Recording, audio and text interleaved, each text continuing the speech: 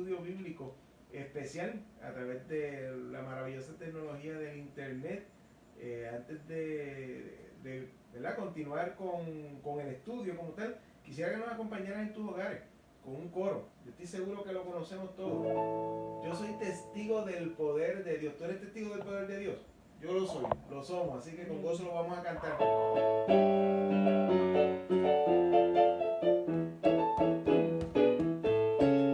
Yo soy testigo del poder de Dios, de los milagros que Él ha hecho en mí.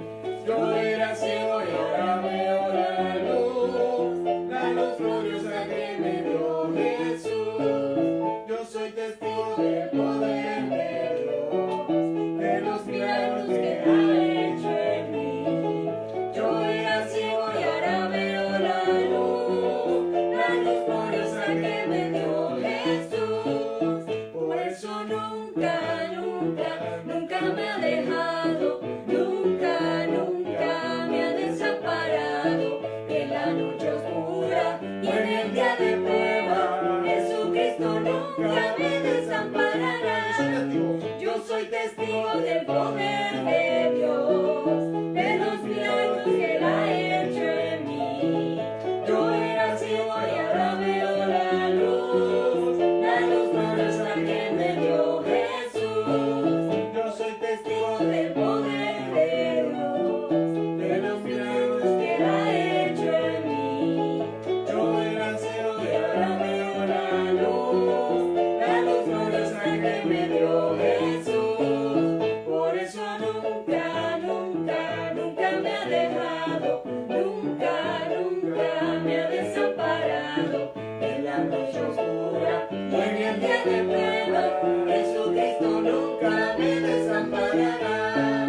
Por eso nunca, nunca, nunca me ha dejado, nunca, nunca me ha desamparado. En la noche oscura o en el día de prueba, Jesucristo nunca me desamparará. En el día de prueba, Jesucristo nunca, nunca nos ha de desamparar. Amén. Así que vamos a orar en esta noche, pidiendo al Señor nos ilumine en el estudio que vamos a tener. Pido a mi esposa, a Katy, que ore por mí. Y comenzamos de lleno en el estudio bíblico. Amantísimo Padre Celestial, te damos gracias, Padre Santo, por una noche más que tú nos permites junto, mi Señor amado, a muchas personas hermosas que desean estudiar tu palabra, mi Señor amado, reunirnos, Señor, en nuestro hogar para ofrecer un estudio bíblico, mi Dios. Queremos, mi Señor amado, que tú abras nuestro entendimiento, Sí, que tú prepares nuestros oídos, nuestro corazón, Señor, para recibir palabra tuya y que de la misma forma, mi Señor amado, tú seas con el pastor, Señor, dirigiéndolo, mi Señor, y hablando tú a través de él, Señor. Utiliza a tu siervo de forma especial, Señor, para que toda palabra que se diga, Señor, sea clara, mi Señor amado, a nuestros oídos. Quédate con nosotros, Señor, y todo te lo pedimos en el nombre de Jesús. Amén. Y antes de que se me vaya mi esposa Katy, en la noche de hoy, porque me han preguntado algunos las camisetas que he estado utilizando en los estudios bíblicos y en uno de los cultos que hemos estado dando, pues tienen su significado. En esta noche estamos utilizando la camiseta que fue alusiva al encuentro misionológico del año pasado. Así que de las iglesias bautistas de Puerto Rico. Así que con ella puesta, a la misma vez pues recordamos a nuestros compañeros y compañeras en la misión fuera de Puerto Rico y también los misioneros dentro de la isla que están haciendo labor misional interna. Así que siempre tengamos pendiente, presente el orar, el bendecir a la distancia a nuestros compañeros misioneros y misioneras alrededor del mundo. Que donde quiera haya un hombre o una mujer en la disposición de esparcir la semilla del Evangelio, que allí vaya nuestra oración en favor de ellos y ellas. Así que, mi amor, muchas gracias. Vamos a dar comienzo en la noche de hoy al estudio bíblico. En esta serie de estudios discipulares, bajo el título Tu vida en Cristo, tenemos el estudio, ya hicimos el primer estudio, Tú le importas a Dios. El segundo, la persona de Jesucristo. Y en la noche de hoy vamos a estar tocando el tema de el trabajo de Cristo. El trabajo de Cristo. Así que espero que todos allá en sus hogares tengan el estudio que se les envió, las contestaciones que hayan dado. Agradezco a aquellos y aquellas que me enviaron sus contestaciones. pues con ella elaboré la respuesta que vamos a estar dando en esta noche, el trabajo de Cristo. Muchos han escuchado acerca de los últimos eventos en la vida sin pecado de Jesús en la tierra. Él fue condenado como un criminal común, colgado de una cruz hasta morir, y 3 días más tarde resucitó de entre los muertos. De este tema se estará hablando mucho la próxima semana por diversos medios. Ya estaba mirando hoy en la televisión algunos anuncios alusivos a las películas que van a estar dando en la Semana Santa. Así que hay varios canales locales que van a aprovechar, como hacen de costumbre, desempolvan un poco algunas películas propias de la Semana Santa y las estarán publicando ya desde horas de la mañana, interesantemente, esta semana. Así que vamos a hablar de eso bastante la próxima semana. Ahora bien, pocas personas entienden el significado de los eventos en la vida de Jesús. Y eso es lo que nosotros nos proponemos hacer en esta noche. Así que en este capítulo que tocamos hoy se nos ha invitado a explorar la vida de Jesús, su muerte y su posterior resurrección. Hablemos un poco acerca de la vida de Jesucristo. Hace cerca de unos 2000 años atrás, Jesucristo nació en un pequeño pueblo llamado Belén. Cuando Jesús era un niño, José y María lo llevaron hasta Egipto. ¿Por qué razón dieron ese viaje José y María con su pequeño hijo? Ellos necesitaban escapar de la ira de un rey malvado y enfurecido. El nombre de este rey era Herodes el Grande. Entonces, cuando él era ya un muchacho jovencito, posiblemente preadolescente, ellos vuelven y se mudan, salen de Egipto y llegan a la ciudad de Nazaret, en Galilea, al norte de lo que conocemos como la Palestina. El primer punto que vamos a ver en esta noche, la primera pregunta que vamos a contestarnos. Hubo un ángel que anunció su nacimiento. La semana pasada nosotros estuvimos haciendo un interesante estudio donde estábamos viendo todas las profecías, por un lado, que se daban en el Antiguo Testamento, esa primera sección de la Escritura, de lo que llamamos Biblia, esa primera sección que llamamos Antiguo Testamento. Y luego fuimos viendo poco a poco como 9 puntos particulares que escogimos, son muchos más, pero 9 profecías particulares acerca de Jesucristo, que las encontramos en esa sección que llamamos el Antiguo Testamento. Vimos cómo en el Nuevo Testamento se dan cumplimiento. Una de ellas la vemos en el Evangelio según San Mateo, capítulo 1, verso 21. Daré lectura al mismo. Y dará a luz un hijo y llamará su nombre Jesús, porque él salvará a su pueblo de sus pecados. Y en el Evangelio según San Lucas, capítulo 1, versos 31 al 33, nos dice de la siguiente manera. Y ahora concebirás en tu vientre y darás a luz un hijo y llamarás su nombre Jesús. Este será grande y será llamado Hijo del Altísimo. Y el Señor Dios le dará el trono de David su padre y reinará sobre la casa de Jacob para siempre, y su reino no tendrá fin. ¿Qué propósito dio el ángel cuando anunció, tanto en el Evangelio según San Mateo como en el de San Lucas? ¿Cuál fue ese anuncio que el ángel dio? ¿Qué propósito tenía para la venida de Jesús al mundo? Según estos 2 versículos que leímos, el propósito era dar una gran noticia de que la salvación había llegado a través de Jesús. La esperanza había llegado a nuestro entorno terrenal. El Mesías, el ungido, o sea, el Cristo, que es lo que significa esa palabra, Mesías, ungido. El ungido esperado y profetizado se cumplía total y cabalmente en Jesús. Ese era el anuncio que estaba dando el ángel con este nombre que se le estaba poniendo, y como Jesús, José y María adoptaron y siguieron obedientemente las instrucciones dadas por aquel ángel, aquel mensajero, que es lo que significa la palabra ángel. Segundo punto. Se nos pregunta en qué forma se desarrolló Jesús cuando era joven. Bueno, uno de los evangelistas, Lucas, en el capítulo 2, verso 52, nos dice lo siguiente, interesantemente: y Jesús crecía en sabiduría y en estatura y en gracia para con Dios y los hombres, para con Dios y su entorno entre los seres humanos. O sea, Jesús tuvo una etapa de desarrollo en su plano humano como cualquiera de nosotros. Crecía en madurez cognitiva, ¿ok? De mente, o sea, iba madurando simultáneamente. A medida que crecía físicamente, también maduraba cognitivamente.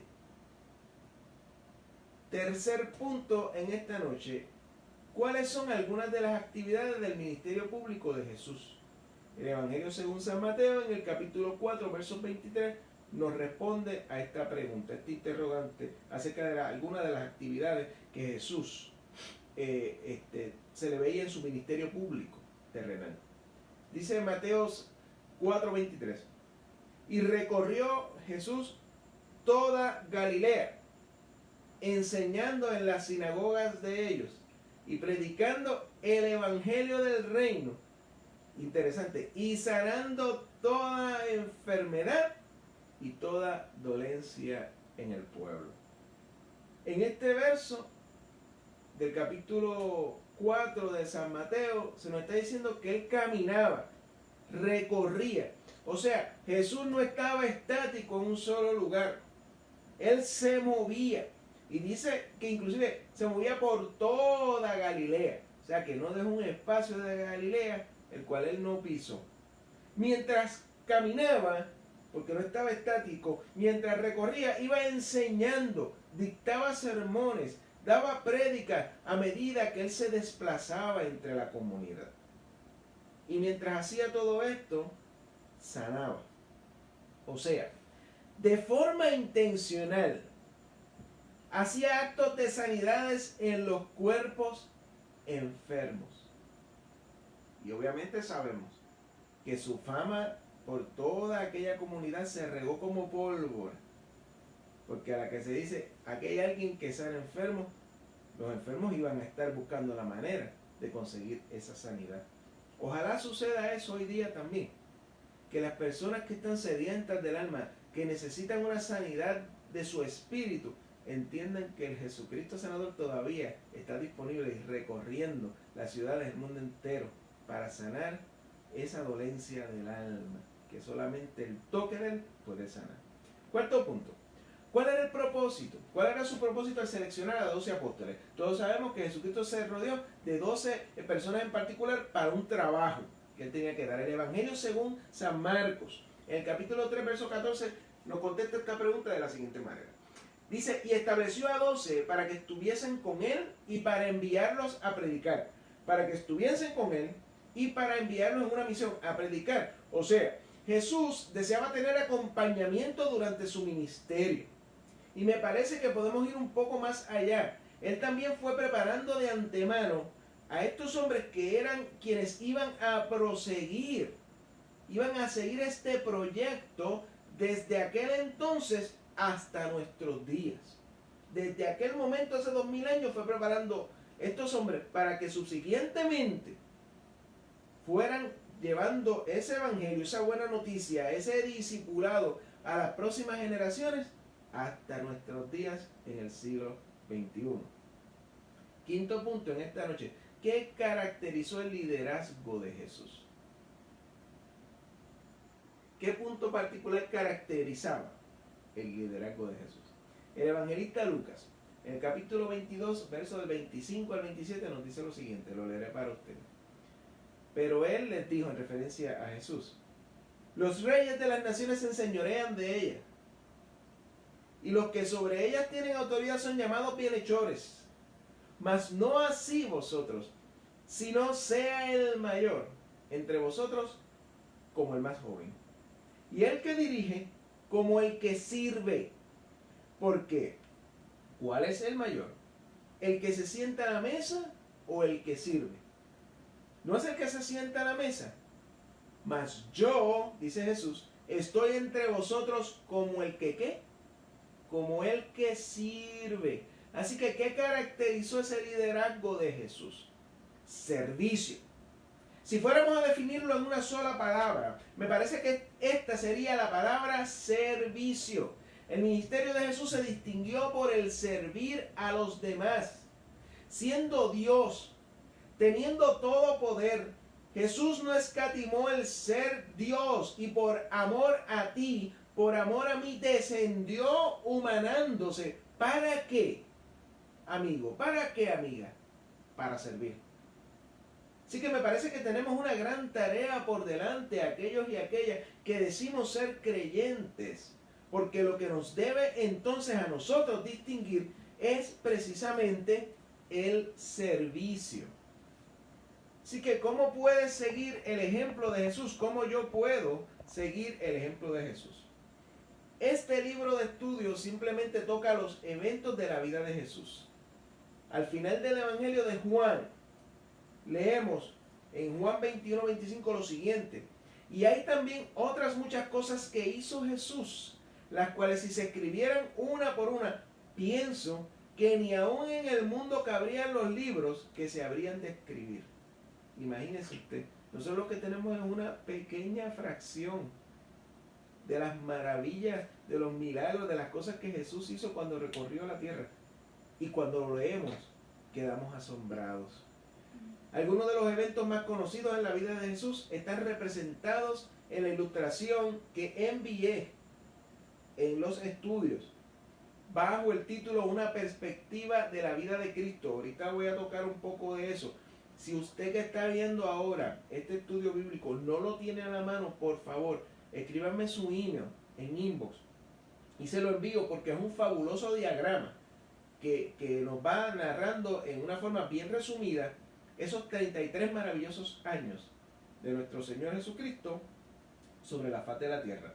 Una perspectiva de la vida de Cristo. Hablemos un poco acerca de la muerte de Jesucristo, que como dije, la semana que viene, en Semana Santa, se va a estar tocando bastante acerca de esto.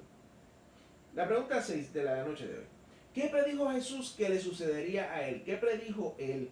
El Evangelio según San Mateo, en el capítulo 16, el verso 21, nos dice lo siguiente: desde entonces comenzó Jesús a declarar a sus discípulos que le era necesario ir a Jerusalén. Recuerden, él estaba en Galilea casi todo el tiempo. Tenía que descender. Galilea estaba en el norte, Jerusalén quedaba al sur. Así que le era necesario ir a Jerusalén y padecer mucho de los principales sacerdotes, de los ancianos y de los escribas, y ser muerto, y entonces resucitar al tercer día. Así que, ¿qué era la predicción que le estaba diciendo? Que él le estaba comentando a su círculo cercano de discípulos mucho antes de que sucediera: que él moriría y que luego iba a resucitar. Ambas cosas se dieron, tanto su muerte física como su resurrección física también. ¿Qué tipo de muerte sufrió Jesús?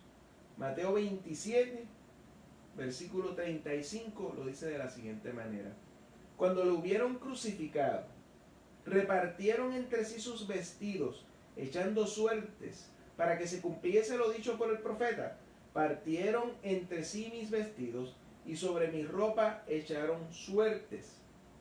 Él tuvo una muerte de cruz, una crucifixión, la peor y la más horrorosa muerte en aquel entonces conocida. Y el evangelista Mateo, en un punto que a él siempre se distingue, es que él todo lo que hablaba buscaba la manera de atarlo a alguna profecía de lo que nosotros conocemos como el Antiguo Testamento, que era la escritura que ellos tenían disponible en aquel momento. Por eso es que vemos en Mateo, usted va a leer mucho esa expresión: para que se cumpliese la escritura, para que se cumpliese la escritura, para que se cumpliese la escritura. Constantemente lo hace. Y uno de los puntos que las profecías decían era que el vestido se lo iban a estar jugando en suertes. Como tal, ¿verdad? Situación se dio a los pies de la cruz. O sea que el morbo que rodeó la muerte de nuestro Señor Jesucristo fue ampliamente documentado por los evangelistas. Así que, ¿con qué tipo de hombres murió Jesús? Mateo 27:38 nos lo dice de la siguiente manera: entonces crucificaron con él a dos ladrones, uno a la derecha y otro a la izquierda. Así que, ¿con qué tipo de personas Jesús murió? murió entre ladrones, murió entre malhechores. En esta sección que vemos ahora, aquellos que tienen el estudio bíblico saben que tienen toda la gráfica de una perspectiva de la vida de Cristo. Vuelvo y lo repito, le recomiendo a todo aquel hermano, hermana, amigo y amiga que está accesando a este estudio, que desee copia del mismo, que con gusto nos lo pida por el inbox, que se lo vamos a enviar por correo electrónico. Y está desde el nacimiento, los años de desarrollo, su tiempo como aprendizaje de hijo de carpintero, los 3 años de ministerio público entre el año 30 y el 33. Después hace todo un resumen de esos 3 años de ministerio público. Nos habla entonces de la última semana, su llegada a Jerusalén, que este domingo pues van a estar hablando la mayoría de las iglesias del famoso Domingo de Ramos o Domingo de Entrada Triunfal. Va a hablar de los días finales de su ministerio, la última cena, la traición, luego la crucifixión y la posterior resurrección. Así que ese diagrama está interesante. Me gustaría que todos aquellos que nos están viendo lo puedan tener. Número 8, para discutir en esta noche. Jesús fue a la cruz voluntariamente. ¿Fue Jesús voluntariamente a la cruz? Explica tu respuesta. Bueno, el evangelista Juan en el capítulo 10, versos 17 y 18 lo dice de esta manera. Jesús hablando, dice, por eso me ama el Padre, porque yo pongo mi vida para volverla a tomar. Nadie me la quita, sino que yo de mí mismo la pongo. Tengo poder para ponerla y tengo poder para volverla a tomar. Este mandamiento recibí de mi Padre. Así que Jesús fue voluntariamente a la cruz. Nadie le quitó la vida, porque aquí se nos dice de forma inequívoca que Él mismo la puso en obediencia al Padre. Así que, ¿cuál es la condición entonces del ser humano que está alejado de Cristo? O sea, ¿en qué condición se encuentra un ser humano sin Cristo? ¿En qué condición? Juan, capítulo 3, verso 18, nos dice de la siguiente manera. El que en Él cree no es condenado. Pero el que no cree ya ha sido condenado, porque no ha creído en el nombre del unigénito Hijo de Dios. Lamentablemente, la persona que está alejada de Cristo, que está en esa condición, está totalmente perdida. Y esa persona que está perdida ha sido condenada por su actitud obstinada de rechazar su redención. Pero, como he dicho en la serie de estudios bíblicos hasta ahora, hay noticias buenas, hay noticias positivas. Cristo está todavía a la puerta de tu corazón, está tocando. Y Él quiere ser el Señor y Salvador de tu vida. Puedes reclamar para ti en esta misma noche. Si Cristo todavía no ocupa el primer lugar en tu vida, en tu corazón, tú hoy mismo, puedes recibir el 100% de la seguridad de que eres salvo por Él. Si buscamos en Primera de Pedro, en el capítulo 3, verso 18 también, leímos ahorita Juan 3:18, pero ahora en la primera carta de Pedro 3:18, nos hace la pregunta, ¿qué hizo Jesús para traer a los seres humanos condenados a Dios? Aquí tenemos una muy buena respuesta, porque también Cristo padeció una sola vez por los pecados, el justo por los injustos, para llevarnos a Dios, siendo a la verdad muerto en la carne, pero vivificado en espíritu. Dio su propia vida por ti, dio su propia vida por mí, para que tú y yo, para que ambos pudiéramos entonces llegar a Dios. Y esta es la gran diferencia de lo que es Cristo, Jesús, el cristianismo, versus cualquier otro tipo de religión. La religiosidad es aquello que se intenta hacer por mérito propio, por nuestras propias fuerzas, para nosotros llegar a Dios. Y eso está probado. Es imposible que por nuestras propias fuerzas podamos llegar a Dios. Cuando hablamos de Jesús, cuando hablamos de nuestro Cristo, estamos hablando de que todo esto cambia. Es Dios acercándose al ser humano. Dios acercándose a ti. Dios acercándose a mí. ¿Puede agregársele algo más a la muerte de Cristo para hacerte más aceptable para Dios? Porque sí o por qué no. ¿Podemos tú y yo agregarle algo más a la muerte de Cristo para hacerte o hacerme más aceptable a Dios? Si mi querido amigo Juan José Toledo está en línea, estoy seguro que con esta pregunta está gozando muchísimo. Vamos a la respuesta, Juan, si estás ahí. Hebreos 10, versículos 12 y 14. Pero Cristo, habiendo ofrecido una vez para siempre un solo sacrificio por los pecados, se ha sentado a la diestra de Dios.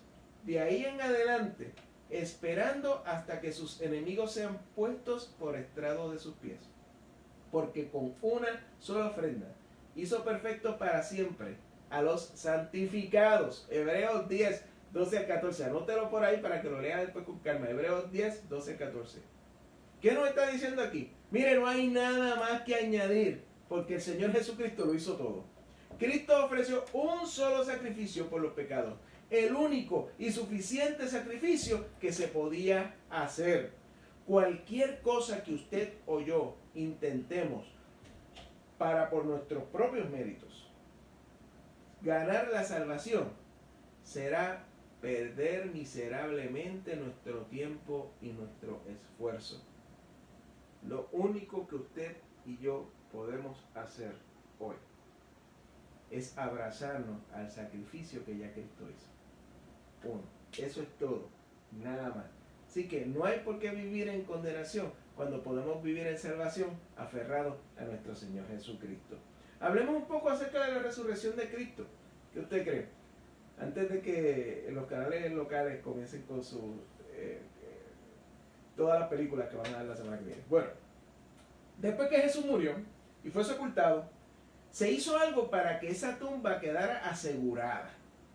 ¿Okay? Hubo unos pasos que se dieron en particular. Y el evangelista Mateo, de una forma bien detallada, nos explica qué fue lo que sucedió. En el capítulo 27, versos del 62 al 66, dice lo siguiente acerca de cómo iban a trabajar para asegurarse que la tumba iba a estar totalmente vigilada.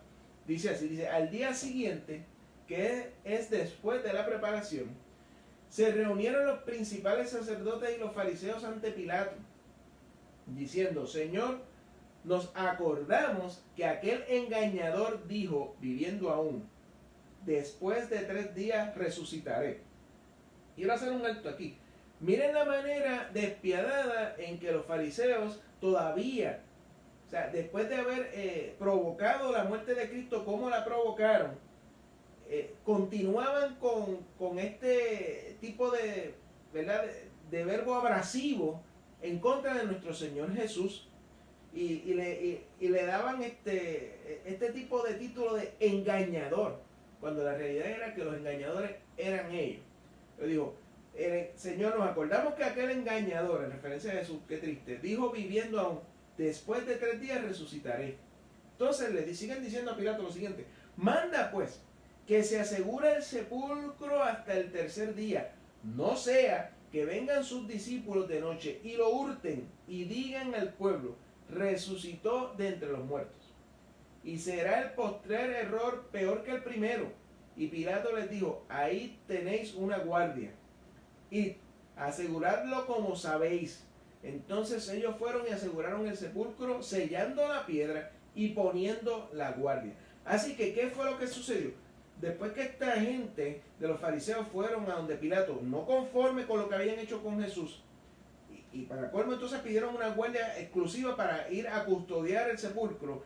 Allí a ese sepulcro se envió una guardia. Y aquella guardia, como bien dice la palabra, sabía lo que tenía que hacer y cómo hacerlo, para asegurarse que nadie se llevara el cuerpo de allí. O sea que no estamos hablando de que allí se llevaron a 2 o 3 personas que cogieron entre la comunidad. No, eran guardias, eran soldados, estaban preparados para luchar, sabían aquello que tenían que hacer. Tenían una orden directa y era custodiar aquel sepulcro. Ahora, seguimos leyendo en Mateo 28, 1 al 7. Nos dice, ¿qué fue descubierto en la tumba en el primer día de la semana? ¿Y qué dijo el ángel acerca de Jesús? ¿Qué dijo aquel mensajero? Dice así la palabra del Señor. Pasado el día de reposo, al amanecer del primer día de la semana, vinieron María Magdalena y la otra María a ver el sepulcro. Y hubo un gran terremoto, porque un ángel del Señor, descendiendo del cielo y llegando, ojo, removió la piedra y se sentó sobre ella. Oiga, estamos hablando de una piedra inmensamente grande, sumamente pesada, difícil de mover. El aspecto de este ángel era como un relámpago y su vestido blanco como la nieve. Y aquí viene lo interesante, aquellos hombres que se me había dicho que sabían cuál era su trabajo y que estaban preparados para hacerle frente a cualquier otro ser humano, mire lo que pasó. Dice, y de miedo de él, de ese ángel, los guardias temblaron y se quedaron como muertos. Mas el ángel respondiendo dijo a las mujeres, no temáis vosotras. Fíjense, hizo una distinción el ángel. Aquellos se quedaron con el miedo, pero ella les dijo, ustedes no teman, no temáis vosotras, porque yo sé que buscáis a Jesús, el que fue crucificado. Y miren qué palabras hermosas este ángel, este mensajero de Dios les da. Dice, no está aquí, gloria a Dios, pues ha resucitado como dijo. Venid, ved el lugar donde fue puesto el Señor, e id pronto y decid a sus discípulos que ha resucitado de los muertos. Y he aquí, va delante de vosotros, ¿a dónde? A Galilea. Allí le veréis. He aquí, os lo he dicho. La presencia de un ángel cuya llegada fue precedida de un terremoto. El evangelista Mateo nos da una descripción detallada de cómo aquel ángel lucía. El ángel dijo que Jesús resucitó tal y como había dicho. Fíjense, por un lado, salen los fariseos diciendo primero que era un engañador y era un mentiroso. Este ángel le está diciendo lo que él dijo que se iba a hacer ha sido cumplido. Así que, ¿quiénes son los engañadores aquí? ¿Quiénes son los farsantes aquí? Los miembros de la alta religiosidad. Esos son los farsantes. Así que no tan solo había resucitado, sino que les dijo que iba camino a Galilea. Interesantemente, precisamente el lugar donde su ministerio público había comenzado, donde se nos había dicho hace unos versículos atrás que él había recorrido todo Galilea.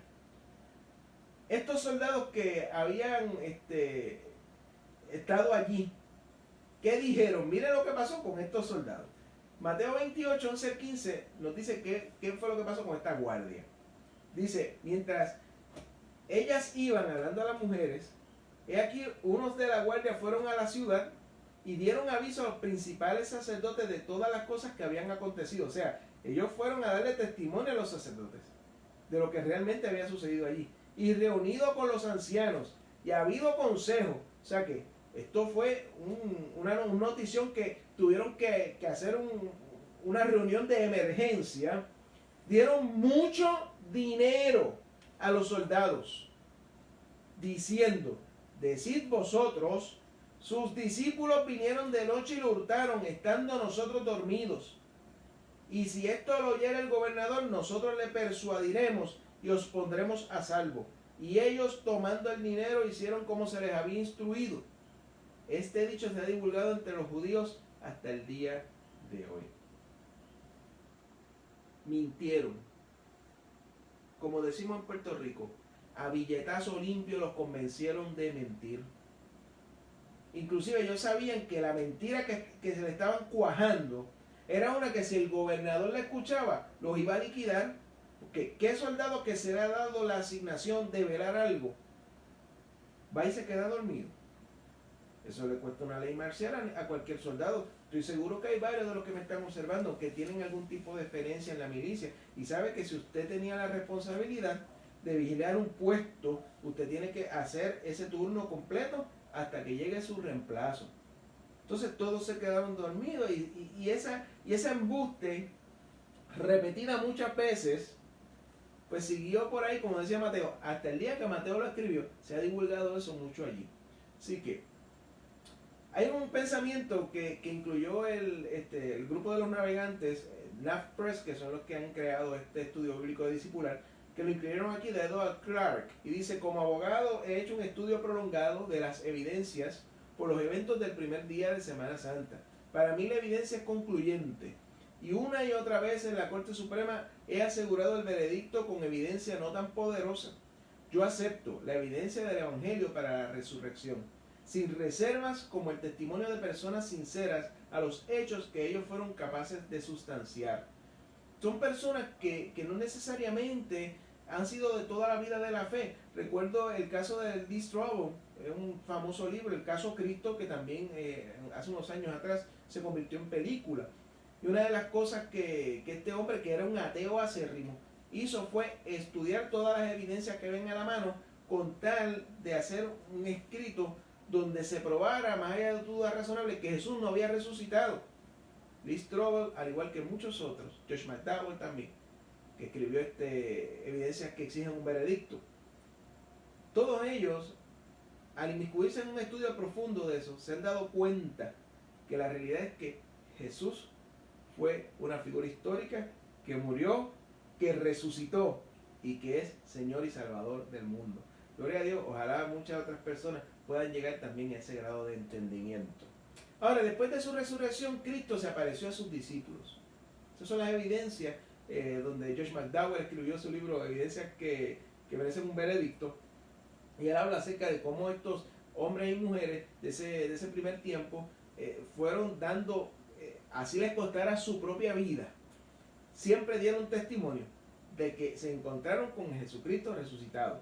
¿Cuál fue aquella primera impresión? Lucas en el capítulo 24, versos 36 al 37 dice lo siguiente: mientras ellos aún hablaban de estas cosas, Jesús se puso en medio de ellos y les dijo: paz a vosotros. Entonces, espantados y atemorizados, pensaban que veían espíritus.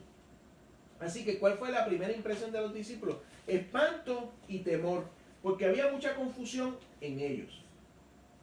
¿Qué cosas hizo Jesús para demostrarle que él tenía un cuerpo y que no era un espíritu? Lucas 24, versos de 39 al 43 nos dice lo siguiente. Jesús hablando dice: mirad mis manos, mirad mis pies, que yo mismo soy. Palpad y ved, porque un espíritu no tiene carne ni huesos, como veis que yo tengo. Y diciendo esto, le mostró las manos y los pies, y como todavía ellos de gozo no lo creían y estaban maravillados, les dijo: ¿tenéis aquí algo de comer? Entonces le dieron parte de un pez asado y un panal de miel, y él lo tomó y comió delante de ellos. ¿Qué hizo Jesús? Se les acercó, le ofreció que lo tocaran, comió frente a ellos, compartió con ellos. La esencia del mensaje del Evangelio, de la buena noticia, ¿cuál es? ¿Cuál es la esencia del Evangelio? 1 Corintios 15, 1 al 5, dice: además os declaro, hermanos, el Evangelio que os he predicado, el cual también recibisteis, en el cual también perseveráis, por el cual asimismo, si retenéis la palabra que os he predicado, sois salvos, si no creísteis en vano. Porque primeramente os he enseñado lo que asimismo recibí, que Cristo murió por nuestros pecados, conforme a las Escrituras, nuevamente una referencia antiguo testamentaria, y que fue sepultado, y que resucitó al tercer día, conforme a las Escrituras, y que apareció a Cefas y después a los 12. Cristo murió por ti, Cristo murió por mí, fue sepultado, y luego resucitó tal y como lo había dicho. Apareció a todos y cada uno de sus discípulos, o sea, fueron muchos los testigos de su resurrección. No fueron 2 o 3 personas nada más, fue mucha gente. Y luego de eso en Galilea recorrió Galilea nuevamente. Y vemos en los evangelios testimonio público de aquellas cosas que Jesús hizo una vez resucitado. Así que en esta noche hay unos puntos que debemos recordar. Número 1, Jesucristo nació en Belén, se crió en Galilea, fue a Egipto, regresó, llegó a ser carpintero, a tal nivel que la identificación decía: no es este el hijo del carpintero. Supo lo que era trabajar con sus manos, aprendió de su padre terrenal José. Pasó 3 años ministrando a miles y probando, más allá de toda duda razonable, que él era el Cristo, que él era el Mesías, que él era el ungido. Después él fue condenado a morir en la cruz para soportar la penalidad de tu pecado y el mío. Ese sacrificio perfecto que hablamos de Hebreos capítulo 10, uno hecho solamente una vez, lo hizo él por ti y por mí. Luego, después de 3 días, Jesús resucitó corporalmente de la muerte. Su resurrección es una realidad histórica y damos gloria a Dios por él. Así que con esta parte finalizamos este estudio, no sin antes recordar lo siguiente. La próxima semana, Jueves Santo, vamos a estar tocando el cuarto estudio bíblico bajo el tema El Espíritu dentro de ti. El Espíritu dentro de ti. Estamos ahora mismo hablando de Cristo resucitado, el cual ahora vive. Y cuando Él ascendió al cielo, Él no dejó solo a sus seguidores. Él no dejó solo a ninguno de aquellos que eran sus discípulos. Hasta el día de hoy, a nosotros los seguidores. Él envió al Espíritu Santo para que todos y todas, los cristianos y las creyentes, vivan bajo el control, viviendo en el Espíritu Santo. Así que la semana que viene vamos a estar tocando el tema del Espíritu dentro de ti.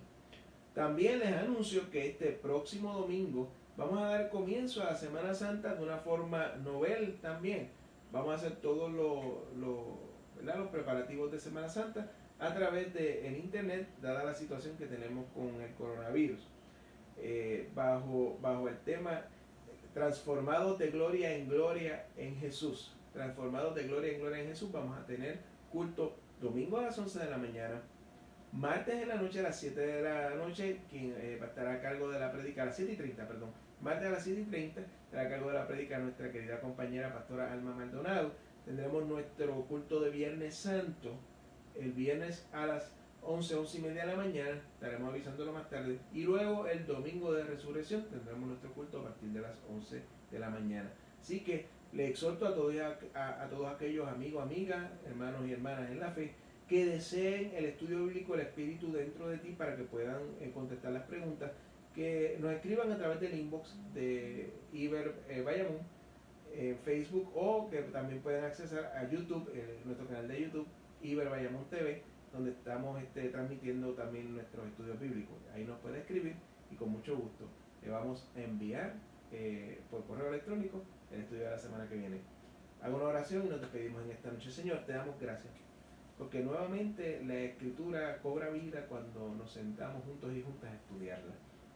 Gracias porque reafirmamos muchos conceptos que conocíamos, y gracias porque seguimos aprendiendo conceptos nuevos. Gracias porque tu palabra nos dice de una forma inequívoca que tu sacrificio, tu solo sacrificio, fue suficiente para limpiarnos de todo pecado y todo mal. Te pido, Dios, si hay alguien en sus hogares que está mirando esta transmisión, que aún no se ha rendido a ti, que esta sea noche de salvación para ellos. Que de alguna forma se comunique con nosotros y que podamos ser ese ente que ayude en el discipulado, en el crecimiento, en la madurez de esta persona. Y aquellos y aquellas que somos salvos por tu gracia, permítanos seguir viviendo conforme a tu santa y divina voluntad. Permítanos caminar en el Espíritu, como vamos a estar hablando la semana que viene. No tan solo hoy, mañana, sino todos los días hasta que tú regreses. Ahora, Señor, despide a tu iglesia con tu santa y divina bendición, que sea esta la del Padre, la del Hijo y la del Espíritu Santo. Y el pueblo de Dios dice, amén y amén. Dios te bendiga, Dios te guarde, que la gracia y la paz de nuestro Señor Jesucristo sobreabunde sobre ti y sobre los tuyos.